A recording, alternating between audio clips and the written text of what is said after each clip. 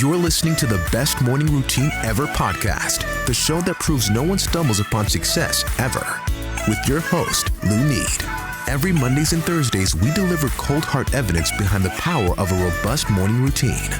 Get ready to be transformed by the renewal of your mind.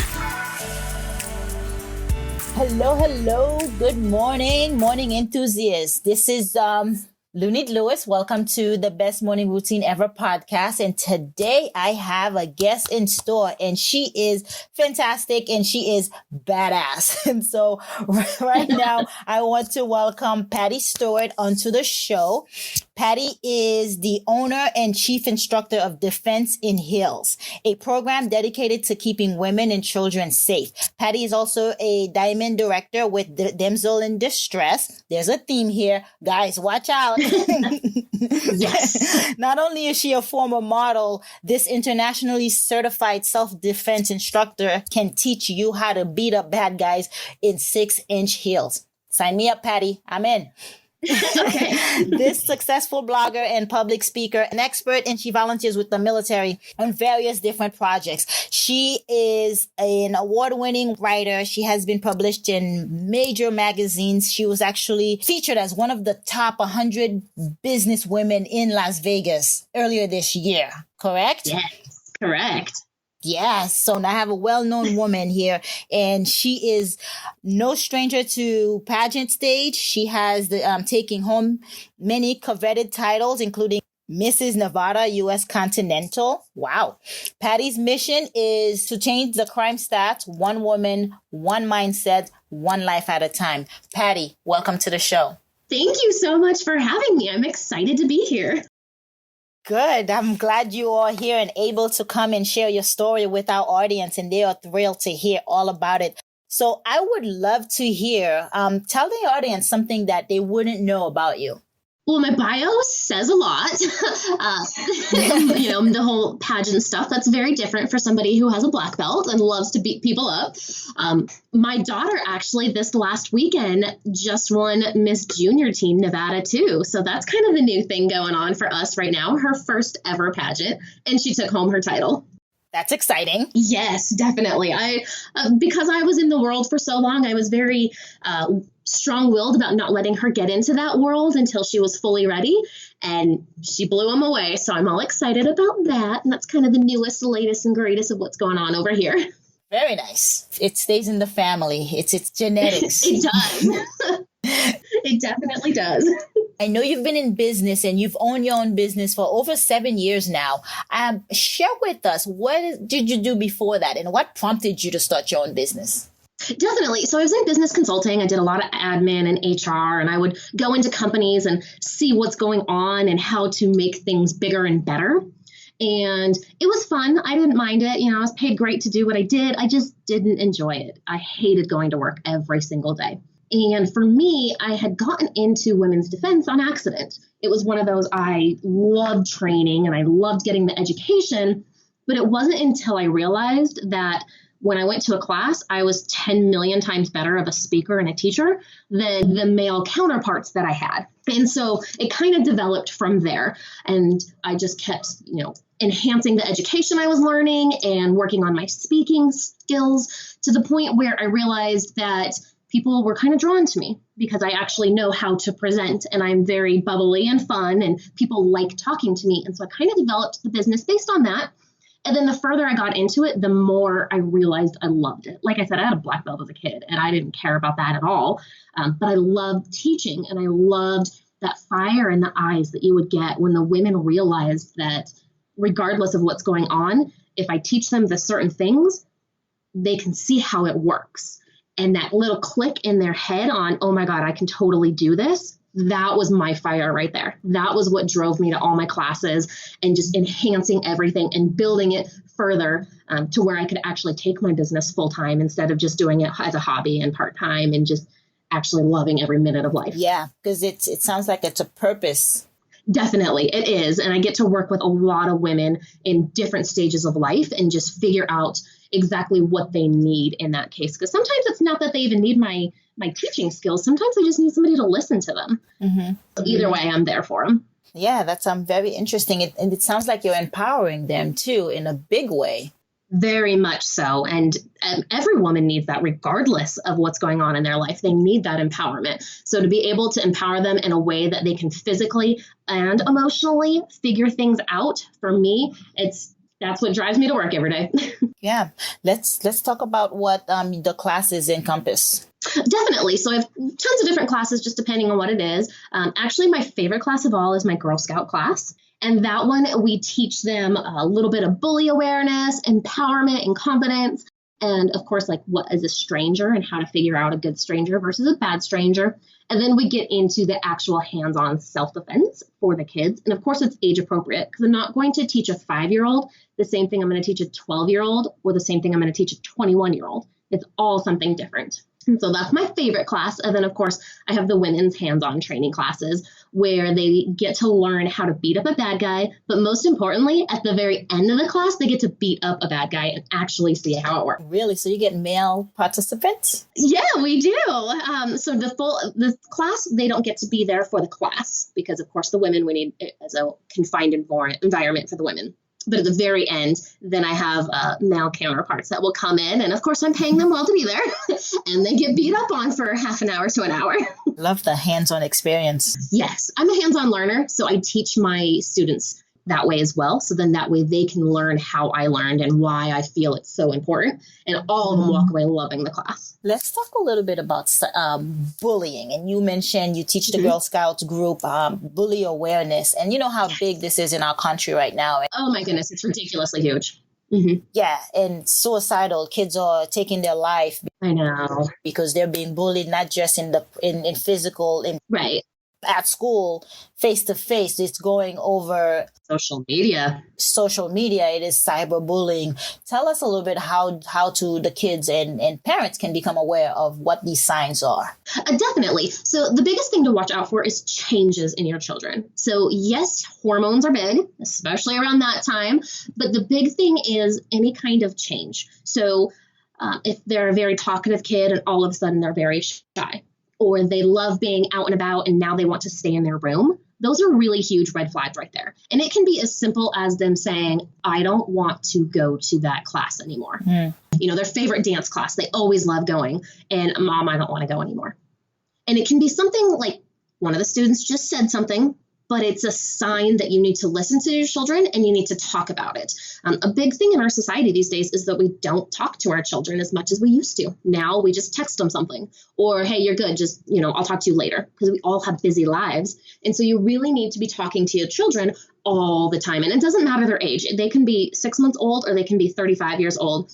You still want to talk to them to make sure you know what's going on and that they feel comfortable talking to you. And if they don't feel comfortable talking to you, find a safe adult. So, sometimes your kids don't talk to you, but they'll talk to their friends' moms. So make sure you're friends with that mom. So then that way you know what's going on and what you can do to change things to make sure that your children stay safe. And of course, things like social media, monitor everything. There are apps. There are different softwares you can put on computers to monitor what your kids do and how to protect them. And I have one app that literally tells me every message that my kids send and receive and every app that they open and everything. And it costs a small fortune, but I want to stay on the forefront of everything to make sure that they're not getting bullied, but they're also not the bully. It's scary. It is. It really is. And the last thing is confidence. So you always want to work on confidence with your kids and make sure you know the difference between confidence and ego too.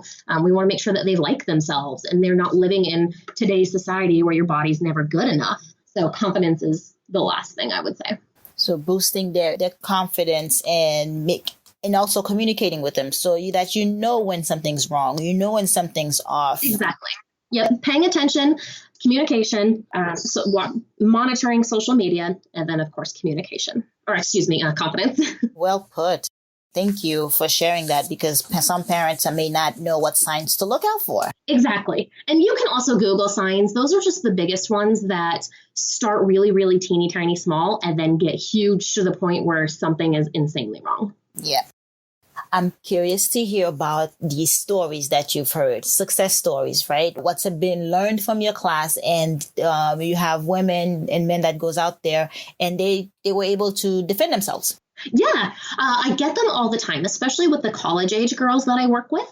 And the reason being is, in college, the first 4 months of college are the most dangerous in your entire life for a woman.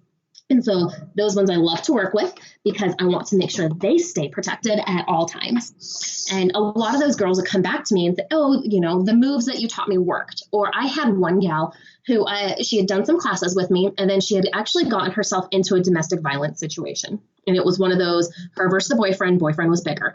And at one point, she literally told me, she's like, he's choking me. And all I can think of is, I know how to get out of this. Patti taught me how to get out of this. Why won't I get out of this? And luckily, she got herself out of it. I had taught her everything that she needed to know long before she ever got into this relationship. But the big thing was that she still felt comfortable talking about it after. And of course, she, filed the police reports, did all the stuff she had to do. And then, of course, went to a shrink, which I totally advise, and got herself back together. And now she's teaching other women the importance of self-defense as well. Life changer. Yes, definitely. Because before she took the class because she was required to take the class. And now she helps teach the class. Yeah, that's fantastic. It's a great story right there. Yeah. I want to, I take jujitsu. Awesome. I love jujitsu. And it's pretty hard. It is. It is pretty hard because it's a lot of it we learn is self-defense. What do you do when a guy is 300 pounds and you are exactly being suffocated or tackled? And how do you create the space between you and this individual? Talk about how this has increased confidence in the women you work with, just knowing that empowerment. Definitely. So it's defeating to feel like you can't protect yourself. And so by taking self-defense classes, what it does is it helps with your confidence, but also you're learning that power and leverage that a woman has against a man. Now, I say that because statistically speaking, men are the ones that attack women, but there are women bad guys as well. But with that, it's not just, oh, I can do it. You see when you take these classes how it's done. And I know my classes, I don't bring in, Steve Urkel as a bad guy. I bring in Steve Austin so that you can see big, huge guys on top of these little teeny tiny girls and how these girls can get out of that situation. That right there is the biggest thing of all. And so I love jujitsu. That is actually a lot of what I teach. And one of those things that all women need to learn. All women need to take a self-defense class a couple times a year and just continue to boost their confidence and their muscle memory. Yeah, just to actually practice so you don't panic when you get in a situation. Exactly. That is the big thing is most women do panic. There's fight, flight, and freeze when you're attacked. Statistically, women freeze. And if you've been taking self-defense classes, then you won't freeze anymore because you know what to do. You have cognitively and physically worked through it in your body so that your brain feels like, oh, I got this. I already know what to do. As opposed to, oh, crap, what do I do? Shut down. Mm-hmm. So I definitely suggest women take them all the time. Increase that awareness. So you have that confidence, you know what you need to do to protect yourself. Exactly. 90% of self-defense is awareness. Mm-hmm. Yeah, even with my own jiu-jitsu class, I struggled with it for the first 2 months. But I realized once I spent some time thinking about the techniques learned in class, once I spent a few minutes just visualizing myself getting out of a tough situation or just visualizing putting somebody in a chokehold or just practicing how to position my hip so that I can shrimp away. Right. And I get on the mat, it becomes instinctual. It becomes innate. Yes. And so that the need to actually practice and actually devote the time to it can save your life. Oh, yeah, big time. And that's why you want to take a couple of classes a year minimum or sign up for something like jiu-jitsu. Yeah. I know that you are a big hockey fan. Yes. Huge hockey fan. And so you root for Vegas Golden Knights? Yes, of course. I mean, we're a new team, and I grew up a Mighty Duck fan, Anaheim Ducks. But once I got a local team, I had to support local, and now I'm at most of the games. That's fantastic. I'm from Boston, and we watch the Boston Bruins all the time. Yes, exactly. Yeah, I'm originally from Southern California, so we have 3 teams out there. But moving to Vegas, there's nothing here. So it was actually really cheap to have my son in hockey until a couple of years ago. My son is a hockey player as well. And then, of course, like I said, we go to the college games out here and we go to NHL games out here. And I'm glad that Vegas has finally embraced hockey. You are very fascinating because you come off as a tomboy, you're black belt, you love hockey, and hockey is like usually a guy sport. And then you won Mrs. Nevada. Yeah, I know. I'm definitely one of those people look at me and they can't really grasp what's going on. And so I just let them think whatever they want because I love all spectrums of everything. Like I don't hate anything.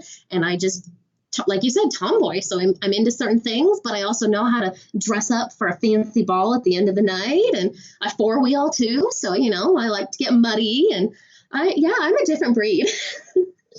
Tell us about having that multifaceted personality and how does that inspire you? For me, it really helped when I was a military wife and moving around. So my ex-husband used to call me a chameleon because any duty station that we went to, I was able to embrace the culture of the duty station. And I always had to change my career as well because I had to do whatever I had to do. It was one of those, I could either go be depressed or I could change things up in life. And so I think the fact that I'm all over the spectrum of what I like was able to help me in business because most people have one career field that they've worked in. I have many, and I was able to do them at a very young age and work my way around to figure out what I like, what I don't like, what I'm good at, what I want to learn more about, and where I really fit in this world, as opposed to I'm working a dead-end job because I need to pay my bills. Right. Which you managed to leave 7 years ago, and now you're doing your own business, and you are very happy with finding your purpose and driven because you've done some trial and error. You've kind of dabbled in and out of different fields. How is it that being so successful, how is your habits, your rituals, your morning routine, how has that contributed to you being so explorative, you being the success or having to run your business for so long? Tell us about your morning routine. Well, that's a big thing. So consistency is huge in anything that you do. I mean, think about going to the gym. If you don't consistently go, you won't see any results. So in business, it's the exact same thing. So my morning is always, let me wake up and kind of woo-saw. My woo-saw, though, involves coffee and silence. Like my children know if I'm holding a certain cup of coffee, don't talk to mom until the coffee's gone. And that's kind of my me time. I journal, I write out, and then I read affirmations. And, sometimes some people believe in them and some people don't. Me, I have noticed when you are going through hell, those really help you out as well. And they keep a positive mindset about. I also, get into Christianity. So sometimes it's my Bible time or my reading time. Sometimes I'm just working on a personal book.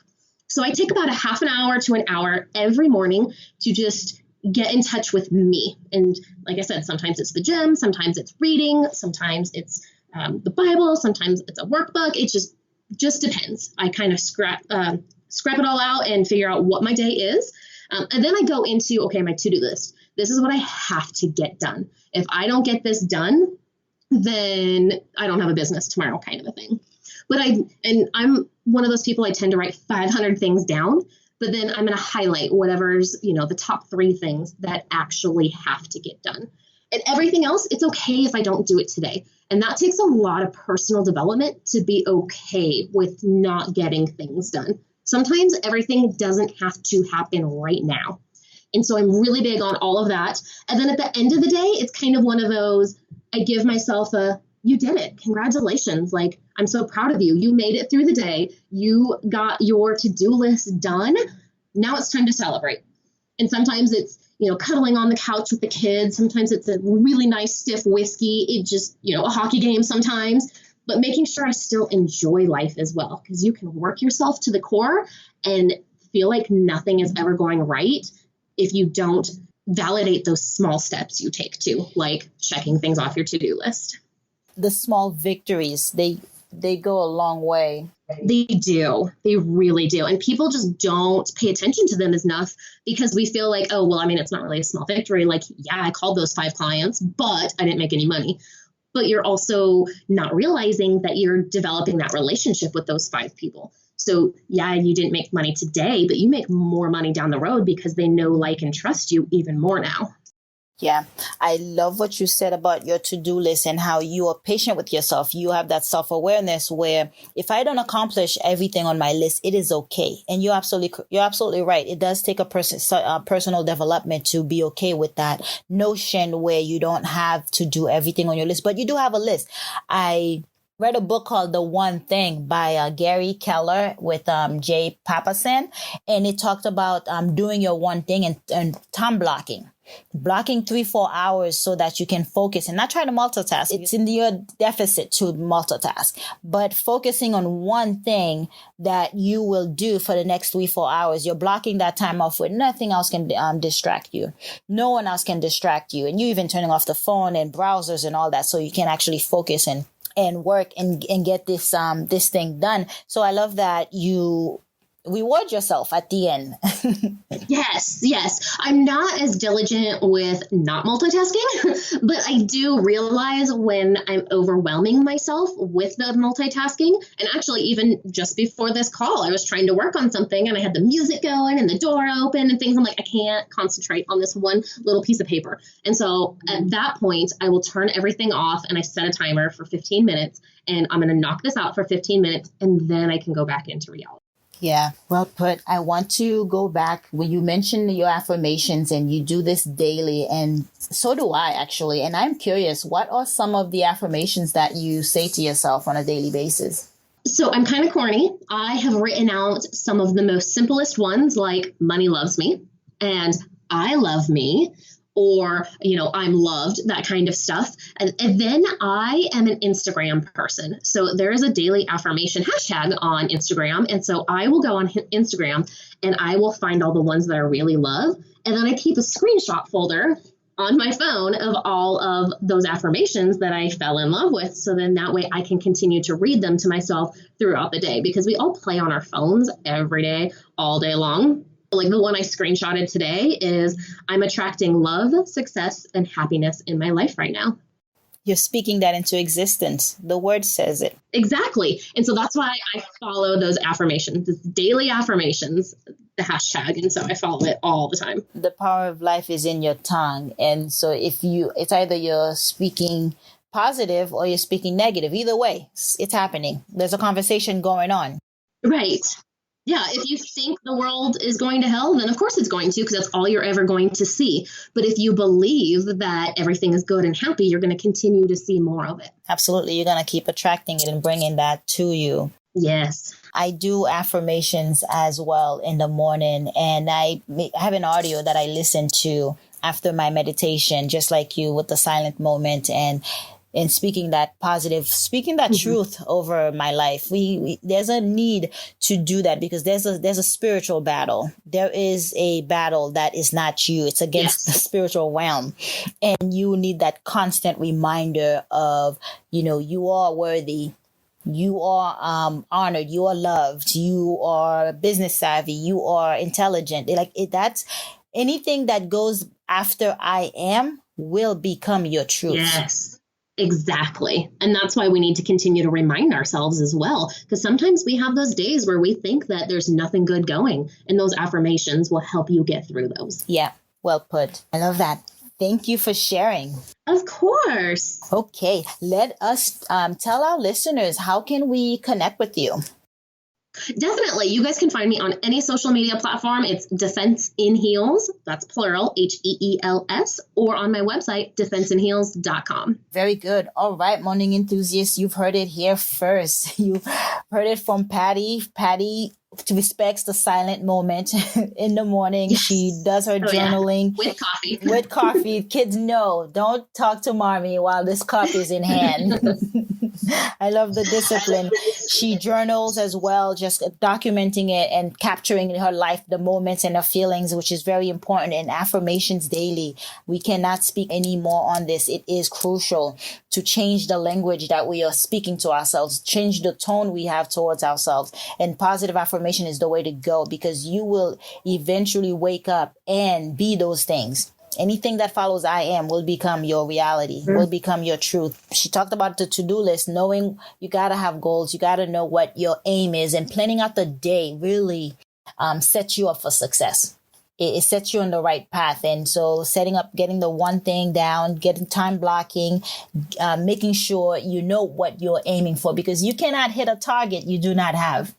Zig Ziglar said. And so it's been a pleasure chatting with you, Patti. I thank you so much for coming on the show. I look forward to talking to you soon. Definitely. Thank you so much for having me. And you guys are awesome. Enjoy the rest of your day. Thank you. All right, morning enthusiasts, that's it for today's show. Thank you for tuning in. If you love the Best Morning Routine Ever podcast, we'd love to hear from you. So go ahead and subscribe, rate, and give a review on iTunes or Google Play. While you're at it, tell a friend about the show. Be sure to visit bestmorningroutineever.com and our Facebook group to join the conversation, access the show notes, and discover our fantastic free bonus content. Until next time,